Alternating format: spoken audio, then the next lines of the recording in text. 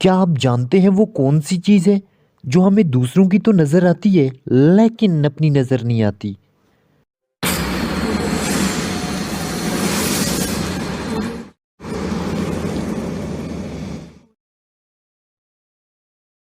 बिस्मिल्लाहिर्रहमानिर्रहीम, once again welcome to another videos. आज का मेरा सवाल इंतहाई आसान सवाल, वो कौन सी चीज़ है जो हमें दूसरों की तो नज़र आती है लेकिन अपनी नज़र नहीं आती।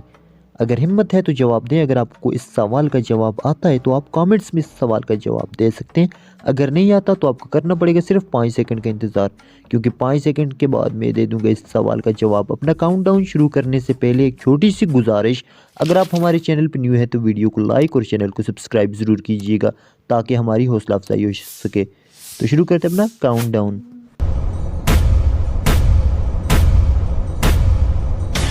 आज के हमारे सवाल का जवाब है जी गलती। गलती हमेशा आपको दूसरों की नज़र आती है। आज तक कभी भी किसी शख्स को अपनी गलती नज़र नहीं आई।